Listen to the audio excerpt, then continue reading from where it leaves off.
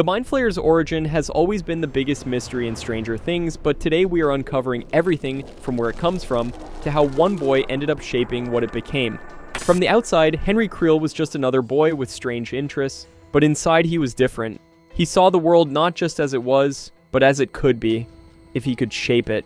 And that vision started small. Long before anyone would call him a villain, Henry was drawing something. He didn't know it yet, but these drawings were the first glimpses of what would become the Mind Flayer, a creature that would terrify Hawkins for years to come. Most people miss that part. They see the monster and assume it has always existed, that it came from some otherworldly place with its own rules. But the truth is way scarier. People think the Mind Flayer is some ancient force, but the part Henry shaped came from his own obsession. The particle mass had already existed in Dimension X. Henry just twisted it into something that reflected him. It's easy to think monsters exist outside of us, but here the lines are blurred. And then there was 11. She was a kid with her own set of powers that made her dangerous and vulnerable at the same time. 11 sent Henry to Dimension X. When Henry arrived, the place was already formed, there were storms and floating rocks were already there. It was chaotic, but not the world we later see.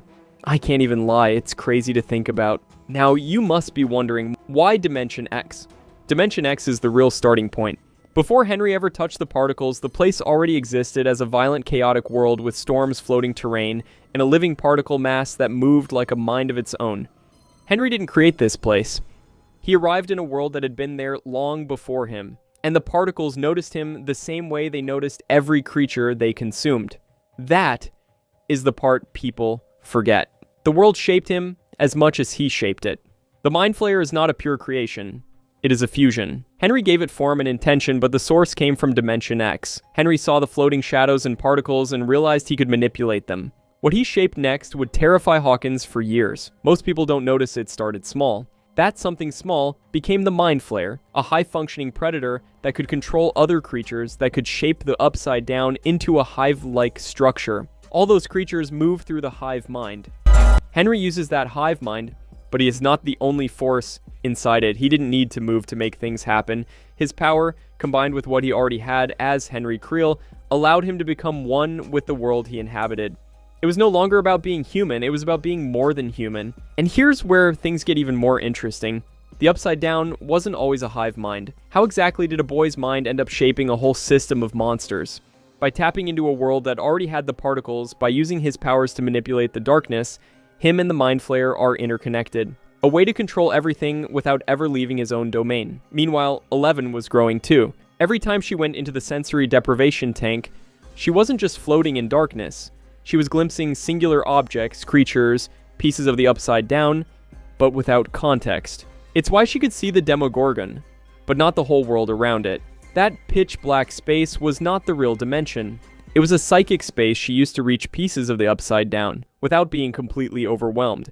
She was learning to navigate it, to see its parts before understanding the whole, and when she searched for Max later, she returned to that same kind of space. It wasn't the structured Upside Down Henry had built. The tank void did not show the real state of the dimension. It was a psychic space she used to reach pieces of the Upside Down. It shows that the Upside Down has layers.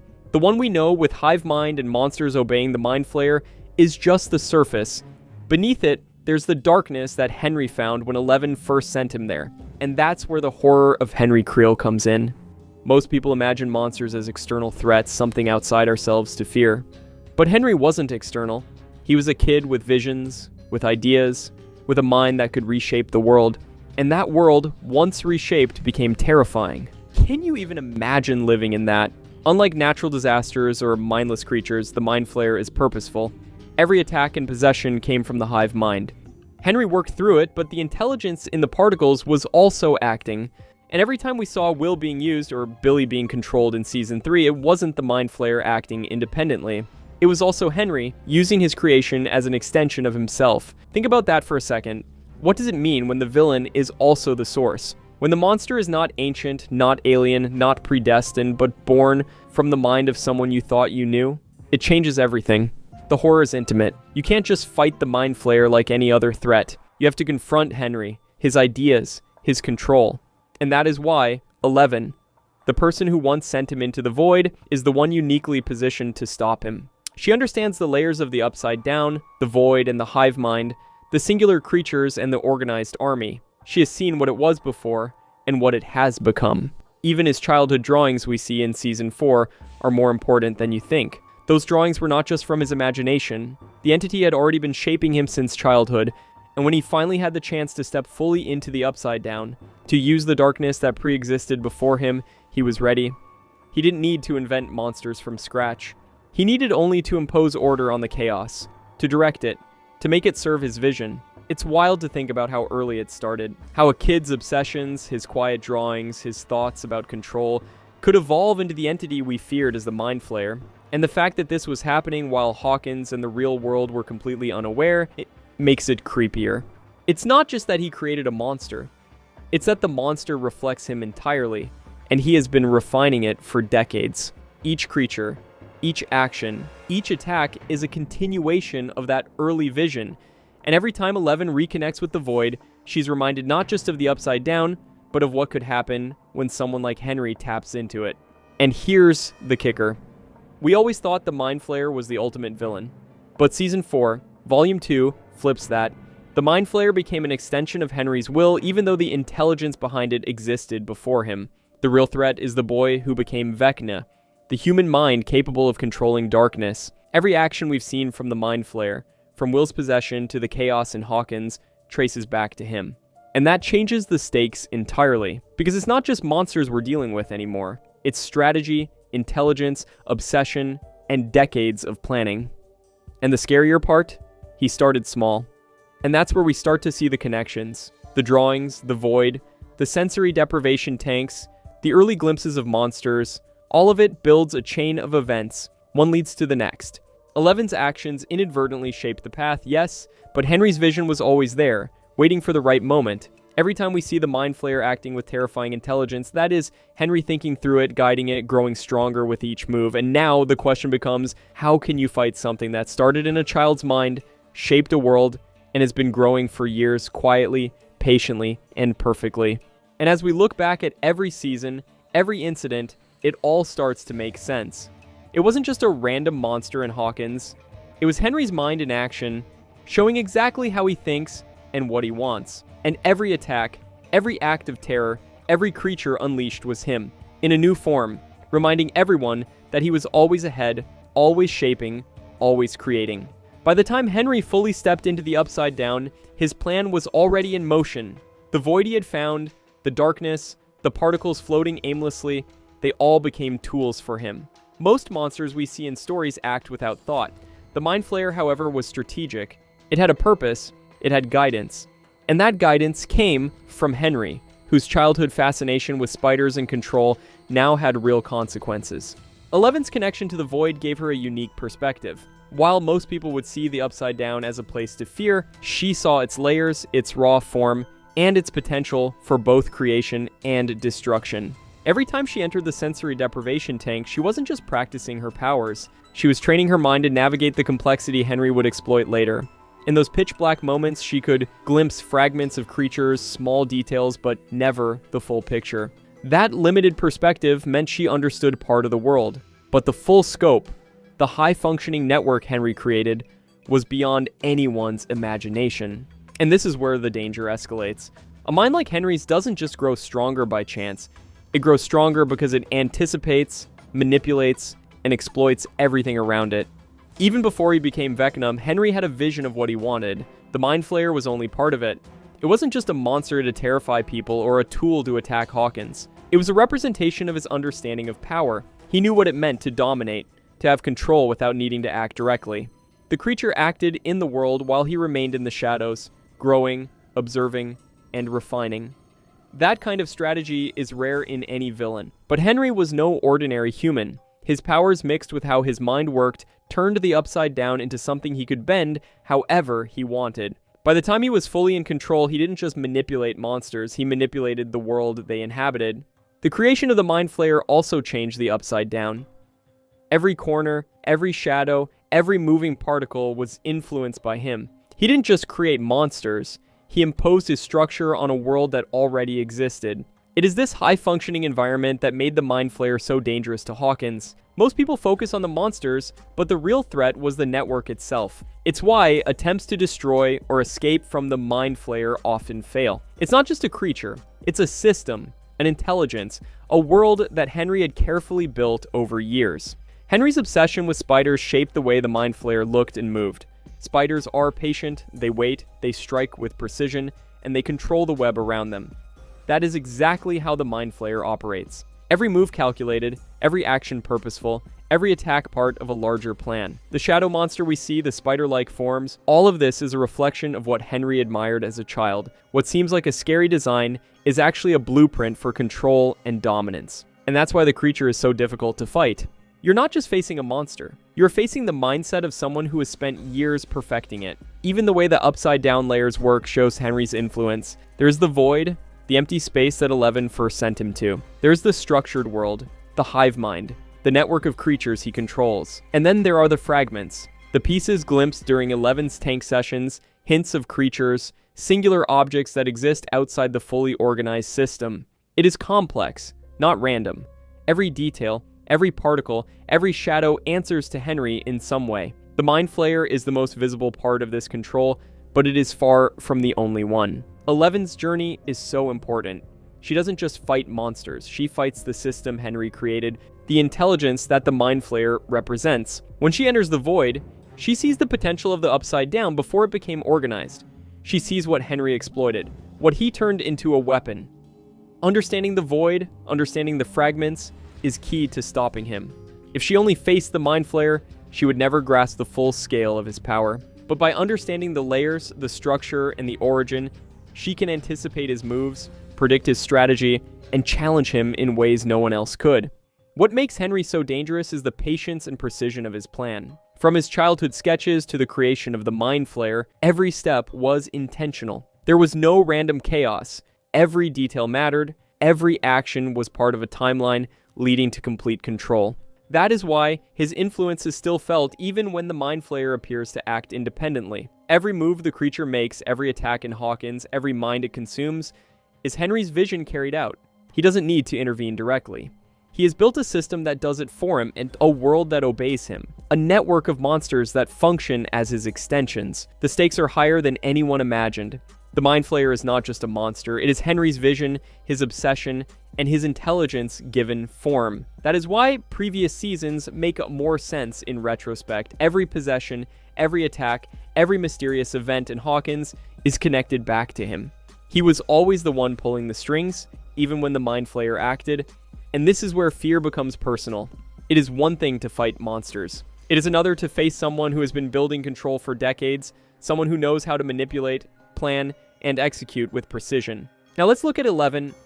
Her powers are linked to the Upside Down, to the structured system Henry created. This connection is unique. It gives her insight into his plans, and allows her to fight on a level beyond physical confrontations. Every time she sees the Mind Flayer or the fragments of the Upside Down, she is not just facing monsters. She is facing Henry's mind, his strategy, his design, his obsession.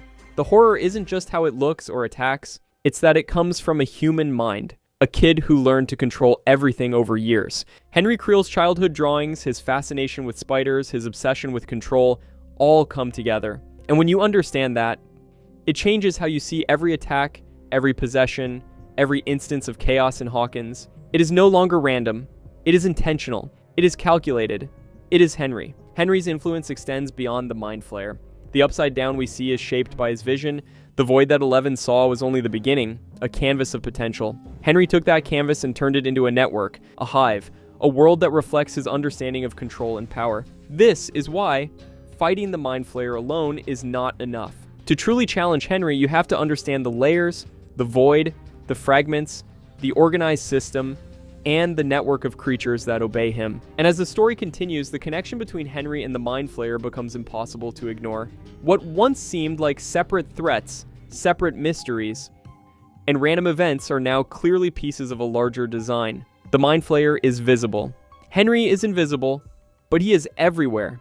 Every move it makes, everything it destroys, every mind it controls is a continuation of his plan. Understanding that is important, because when you understand how big his influence is, you realize that defeating the Mind Flayer is only a part of the challenge. The real challenge is confronting Henry, his strategy, and the intelligence behind it.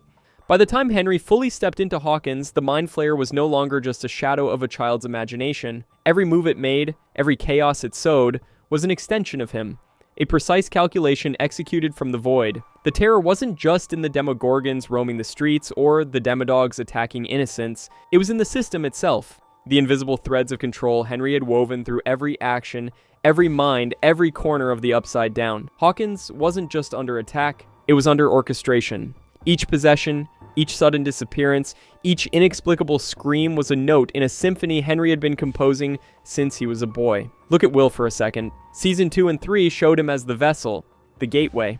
But rarely do people pause to consider the precision behind it. The Mind Flayer didn't just invade him. It tested him, observed him, manipulated him, turned his own body into a tool for surveillance and fear. Every shiver of possession was Henry thinking in real time, predicting reactions, measuring fear. And Billy wasn't just another pawn. He was chosen for a reason, a mind strong enough to resist, to fight, to amplify the chaos Henry wanted. Nothing happened by chance. Will, Billy, anyone the Mind Flayer touched, every move fit Henry's bigger plan. Hawkins was more than a town under threat. It was a chessboard. Every move mattered, every casualty served a purpose, and every outcome was planned decades in advance. And then there was 11.